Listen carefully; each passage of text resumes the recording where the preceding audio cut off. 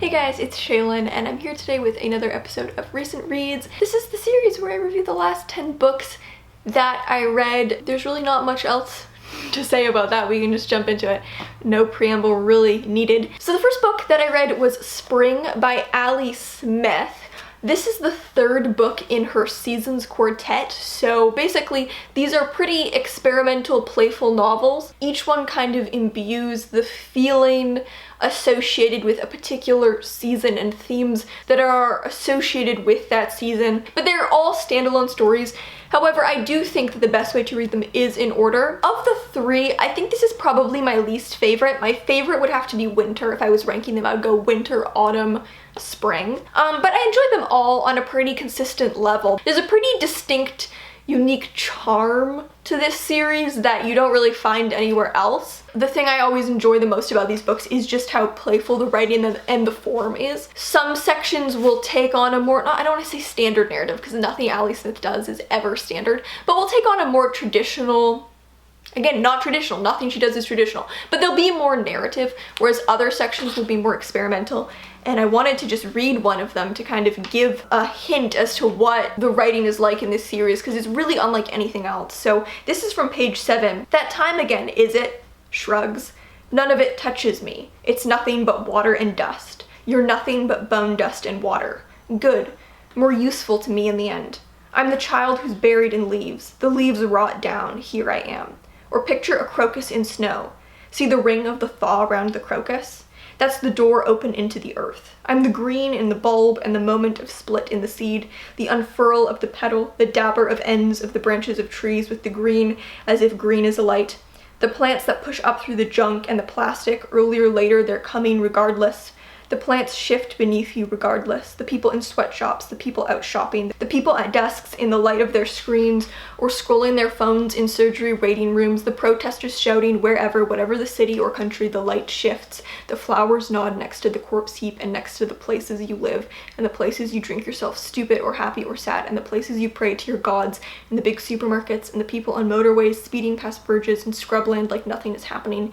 Everything is. The flower heads open all over the fly tip. The light shifts across your divides, around the people with passports, the people with money, the people with nothing, past sheds and canals and cathedrals, your airport, your graveyards, whatever you bury, whatever you dig up to call it your history or drill down to use up for money. The light shifts regardless. The truth is a kind of regardless. The winter's a nothing to me. Do you think I don't know about power? You think I was born green? I was. Allie Smith, she's just something else. She's just something else. She always takes a unique viewpoint on people and topics and writing craft itself. If you like craft and you like writing craft and writing forms, you definitely should check out Allie Smith because she does really unique things that I don't really see other people doing. So then I picked up a collection, How to Pronounce Knife by Souvankham Thammavongsa. I first read some of the stories from this collection in a Journey Prize anthology years ago. There's a story in this collection and it's about a woman who works in a chicken processing plant who is basically fantasizing about how a nose job could change her life. Of the 10 or so stories in that Journey Prize anthology, I can only really remember 3 of them and like what they were about. That's the one that has stuck with me the most. So I've been meaning to pick up this collection for a while because I know that story had such a lasting, staying power in my life. It was such a simple narrative. There was nothing flashy about it. It was just a very empathetically, compassionately told story, and I feel like that quality is present throughout this whole book. She doesn't overcomplicate things. She actually tells things with pretty straightforward, just compassionate style. Learning to tell a simple story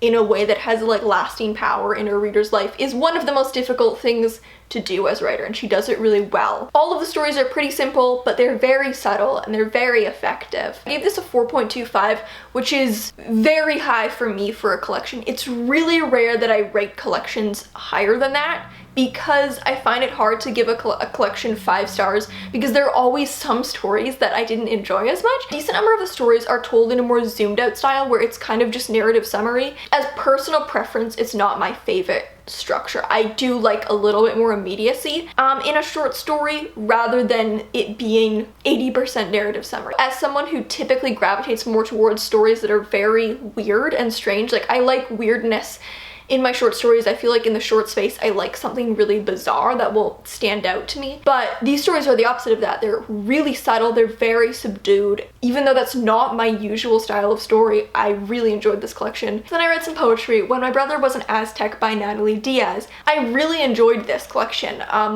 A lot of the poems here are very narrative. Now, normally I don't really like narrative poetry, I like lyrical poetry a little more. She takes a very mythological lean, and rather than just writing narrative poems about day-to-day things, they incorporate mythological figures, and they tell very fantastical stories. There are 3 sections in the book, and the third one is a lot more intimate and more personal and focuses more, it's a bit more lyrical and less narrative, and I really enjoyed that section. You can see I tabbed a lot of poems in the 3rd section. Her imagery is quite dense, but it's really incredible, so I feel like it's not dense in a way that I mean hard to read, but I mean she packs a lot of images into every line. So then I read Nevada by Imogen, Binnie. So this book follows Maria. She's a trans woman who lives in New York City, and she works at a bookstore, and she's super punk. The first half of the book follows her life in New York City, and the second half of the book follows her leaving New York City kind of to go on a road trip. She meets this kid and she's like, "You're trans, you just don't know it yet, but I know because everything about you is me when I was 19. It's like their journey together. And this book is so gender, but if you're really into gender and you've been thinking about gender, you will probably really enjoy this. Most of the book is rumination and contemplation on gender and what it means to be trans. It's great. I did think the book was a little too front heavy. So basically I felt that the first half when she's in New York could have been condensed a little, and I felt that the second half when she's on this road trip was where the true heart of the story was and the transformation of the narrative was, and I felt like there was more to unpack of that section. The other little quibble I had is just the ending. It's extremely abrupt. There's no closure, and it's not that I need closure, and I don't mind abrupt endings, but this actually felt like the end of a short story. I read it and I was like, okay, if this was a short story, that would be a great ending. But it's not the end of a novel, it's the end of a short story. It felt like the end of that moment, but it didn't feel like the ending of this whole narrative. And after we've been on this narrative with these 2 characters, I felt like the ending undercut the potential power of that journey. So then I read A Crooked Tree by Mannion. So this book is set in the 1980s in Pennsylvania, and we follow Libby. She's 15, and at the start of the story, she's driving home with her siblings and her mom, and a fight breaks out between the siblings, and she just gets really overwhelmed. She pulls over and she asks one of the kids, Ellen, I think she's 11 or 12, to get out of the car and walk home. This started quite strong, and I thought that I was in for a really interesting character, and it seemed like really atmospheric, but I was ultimately pretty let down by this. I thought the main character was semi-interesting. She was kind of halfway there, where she had interesting attributes to her psychology that I found compelling, but I didn't feel like she was realized strongly enough on the page to really be a memorable character. By the end, I felt like there was nothing revelatory that had happened. It basically ended exactly the way you would expect it to happen. Without spoiling the book, obviously there's that inciting incident where Ellen gets out of the car. You learn what happened to Ellen pretty quickly. Like within probably 30 pages, we know Ellen comes back and we hear what happened to her while she was walking home. From that moment, there's never really a revelation about that event. I felt like the story just circled the same information over and over without progressing us to new information. There was closure, but there wasn't revelation, and so it ultimately fell a little flat for me. So then I read Floating Brilliant Gone by Franny Choi. Franny Choi is one of my favorite poets. Her book Soft Science is one of my favorite collections of poetry. I just think she's great. I really thought it was interesting to see, after having read her other work, reading her first collection, you kind of see a younger, less freaky poetic voice here. The voice feels a bit more timid, whereas in her later work, it's very frenetic and unrestrained. It's definitely a bit less vivid, and the imagery is a bit less refined than in her later work, where in her later work, the poetic voice is so like raucous and confident and weird. But I still really enjoyed this, and I thought it was kind of sweet, I don't know, to like see the beginning of an evolution of a poet whose work I enjoy so much. This is still a great collection of poetry. So then I read Monkey Beach by Eaton Robinson. This book follows the main character, Lisa Marie, and her brother goes missing, and so In the fictive present, she's on a boat looking for him, but most of the book is flashbacks rounding out her personal history and her relationship with her brother and her family's history. It's a very narrow fictive present that becomes a lens for a very complex backstory. This is non-linearity really at its best. The way the two storylines prop each other up is really brilliant. It's really organic. It's really easy to follow. It's well thought out. I've read Eden Robinson's work and I know what she does well, which is a lot of things because she's a very, very good writer. She's great with creating nuanced, realistic, compelling protagonists, and the main character, Lisa Marie here, is all of that. She's a really great main character. She is the queen of dialogue. No one writes dialogue like Eden Robinson. Her dialogue, I don't know, as someone who's terrible at writing dialogue, every time I read her work, I'm like, oh, you get how people talk. Her dialogue is funny, but it's not out of tone with the rest of the narrative. And what I really appreciate about this book, I think, is just the balance. The balance of humor, heart, darkness, and hope, all in perfect balance with each other. There's a layering of tone. Great. So then I read The Divines by Ellie Eaton. I picked this up because it's compared a lot to books that I really like, you know, like The Girls. Also, everything is compared to The Girls, and I feel like I need to stop putting so much trust in that recommendation. You can be like, oh, this book is for fans of Emma Cline's The Girls, and I'll pre-order it instantly, but most of the time I am let down, and that's kind of what happened with this book. So this book follows the main character, Josephine. In her youth, attended this like posh boarding school in the English countryside called St. John the Divine, and the students would all refer to themselves as divines.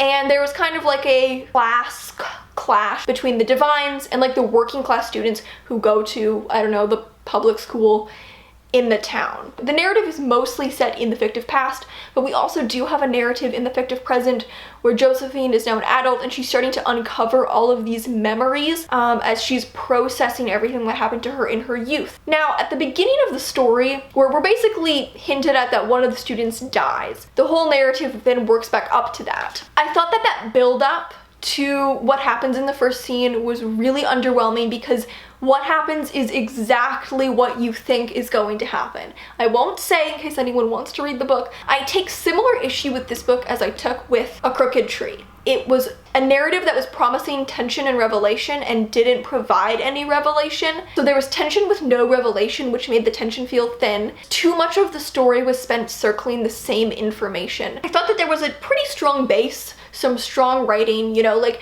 it's not like this was poorly written. I do think a lot of aspects of the writing were there, which is why I give it 3 stars, same as A Crooked Tree. Like neither of them are bad books. There's some strong writing, but I felt both of them were pretty underwhelming. This phrase, I am divine, is used as a bit of a chorus that the main character says to herself anytime she's in a situation where this class difference is presented to her. She says in her narrative, I am divine, and it was so overused to the point that I just was starting to cringe every single time. So then I read Fake Accounts by Lauren Oyler. So this is one of those books that you couldn't escape a few months ago. It felt like I was seeing it everywhere. In every article about book releases, everyone was talking about it. Normally I don't really gravitate to books about the internet just because I feel like they tend to not really make any new points about the internet. Like they kind of just say what has already been said about why the internet is harmful. Just watch Bo Burnham's Inside if you want actual interesting commentary on the internet and its effect on our minds, but I feel like most novels don't do that. It's a very difficult topic to approach in an original way, and this book is set at the beginning of the Trump administration, and the main character finds out that her boyfriend has been secretly posting conspiracy theories online. She moves to Berlin, which is where she had first met him, and kind of ends up falling into the dating scene in Berlin. Let's start with the good, because honestly this is a well-written book. Clear prose with a perceptive wit. You know, this is a well-written novel. Like, she can write. The first thing is the issue that I have with most internet novels, which is for a book that is about social media politics, it did not say anything new about social media politics. All the observations are things that have been said about the internet time and time again. You know, this book is about social media politics and being a millennial online during the Trump administration. So glad that I read this after the Trump administration had ended, or else it would have stressed me out to no end. Every time Trump was mentioned, I was like, well, at least he's gone now. Any book that's like why the internet is bad for our minds, I'm like, I don't need to read a book about characters being stressed out by the internet to know that the internet is stressful, because I wake up every day and I'm stressed out by the internet. The middle is essentially a different book from the beginning. The beginning focuses around the main characters learning that her boyfriend is an online conspiracy theorist, but it wasn't really utilized enough, and it was not really utilized after the 1/3 mark where the plot takes a drastic shift. It does become a bit more internal, which gives the narrator a bit more credit because she's just talking about her own life. The story doesn't need to rely on her making original claims about things that have been discussed to death in every single Twitter thread you've ever read. I didn't feel like there was any meaningful progression into her character from that point onwards. I have to just read my notes for this because I don't think I'm gonna be able to say this any better. This is one of the issues that I really struggle to articulate. Now, I want to be clear, I don't mind reading books about awful people. I don't mind reading books about people who are morally flawed. I really enjoy it, actually. It's probably my favorite kind of narrative to read. However, I felt that the main character was not well done, and this is why. The main character is simultaneously positioned as morally and intellectually superior to others, but she is a pathological liar with many moral shortcomings. I thought that there was a lot to say about her and a lot to explore about her, but the story didn't actually explore these things. It felt like a world full of unintelligent people, and the narrative was positioning her as in the right to judge them. So I think my issue is that we have a very flawed character who is talking about moral righteousness on the internet while being very morally righteous. But I didn't feel like it was self-aware in this sense because the other characters didn't feel intelligent. So it felt like the main character was written more complexly, and so it felt like the story was saying she's right to be judging everyone else. When other people are being morally righteous, they're pretentious and performative, but when she's morally righteous, it's okay. And so I didn't really like how the narrator was framed within the narrative. It felt like the story was actually positioning her as being in the right because the other characters didn't feel intelligent. Hello, it's a different day. For some reason, the last section of my audio for that video just absolutely fried. So I'm just back wearing the same t-shirt to make you think it's the same day. I'll keep this quick because how long can I rant about this book? It's very hard to give this narrator the benefit of the doubt and kind of see her as an unreliable narrator when no one else in the world around her has any credibility whatsoever, and so it really felt like the narrative was just propping up this narrator. But like most of the side characters were being mocked by the narrative and they weren't intelligent enough. There is one final thing that really ticked me off in this book. There are a handful of times where the narrator critiques people of color for how they approach their activism and critiques the queer community for like how they label themselves. I think it was actually her boyfriend who was making that critique, but the narrator is kind of just like, oh, which felt pretty icky to me because the narrator is a straight white woman, and because the entire cast of this book is also straight and white, there's like one gay character who's present for like about 5 pages. He is not that important, and again, he wasn't written with intelligence, and I don't think there's a single person of color who appears in the cast. So the only representation of any marginalized person in this book was the narrator critiquing how they approach their activism, but because we were in a world where she as the narrator was propped up as correct, it didn't feel like a critique of that behavior or a commentary on that behavior. It just felt like she was meant to be right. Just an overall bad take. The book is so much about like social media politics and social media activism, and it's primarily marginalized people at the forefront of that, like primarily people of color and queer people who are doing that activism. And so then to have a straight white character in the lead critiquing how that activism is approached, it didn't sit well with me. The way I feel about this book, and I don't know exactly what I mean by this, but I know it to be true in my soul, this book feels like a Whole Foods. So the final book that I read was Silence is My Mother Tongue by Sulaiman Addonia. I picked this up from a used bookstore just honestly because I liked the title. So this book follows a teenage girl named Saba. She and her family are refugees from Eritrea, and the beginning of the book they arrive in a refugee camp in Sudan. So first of all, I have to just say the writing is beautiful. It's really sensory. It's definitely more of like a string of images type of writing style. It does not hold your hand. It doesn't really explain anything. There's not a lot of narrative or exposition. It's very just like image based, which can be really beautiful, but it can definitely cause, I think, clarity concerns at points. Saba, as the main character, you know, she definitely had her moments. I think there were moments where I wanted her character to be fleshed out more, but there were definitely moments where she shone as like a nuanced, interesting character. I also thought that the way that queer characters were written, I really thought was really great. Even without like them having labels to describe themselves, I still thought like their stories were written very organically. And in general, I think the thing I liked the most about this book is that even though there is a lot of very triggering content and violence, it's always written in juxtaposition with like human tenderness, you know? There is always distress, but it's always in conjunction with like a little bit of beauty. Not necessarily like saying the distress was beautiful, but like beauty in the world or in the characters. There was one thing about the book that I really disliked, and that was quite uncomfortable for me to read, to be honest. I'm just gonna have to read what I wrote in my notes because I don't think I can say it any better than I wrote in my notes, and it's kind of a long point. The way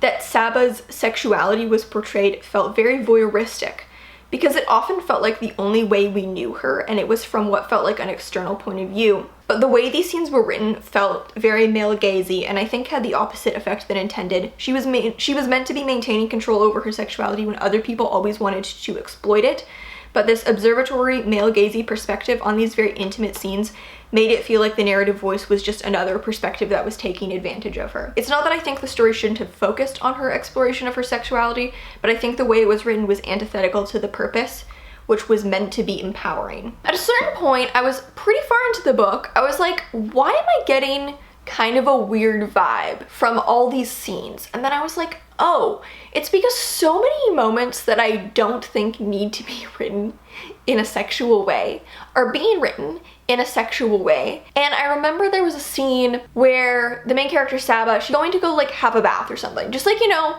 like everyone does. And I was like, this is gonna become sexual, isn't it? And then one sentence later it did. And I was like, can this girl just not live her life without the narrative sexualizing her constantly? I was even conflicted about it at first because there was a moment where I was like, am I just uncomfortable with this because books rarely depict female sexuality in this way? And then I was like, no, no, no. Don't blame this on like internalized misogyny that's making me uncomfortable with it. It's uncomfortable because the way it's written is uncomfortable. It's written from this external viewpoint. It's not just that like, okay, I did get to a point where I was like, I literally do not need a single other scene about this girl masturbating. It's just not necessary. It hasn't been necessary for a while, but it's not just the fact that the scenes were there. The way they were written felt like we were just observing her, like an outside force observing her. And it was really uncomfortable, and it was, I think, meant to be empowering for her, but for a decent chunk of the book, it feels like her character kind of solely hinging on this. And like, there are other facets to her that I feel like could be explored here. So that was my thoughts on that. That is all for this video. As always, please let me know what you've been reading lately, what you've been enjoying lately, or what books you haven't been enjoying lately. That's okay. This is a safe space. You can tell me what books you hate. Thank you guys so much for watching. If you have any questions, you can always send me an ask on Tumblr, and I'll see you in another video. Bye.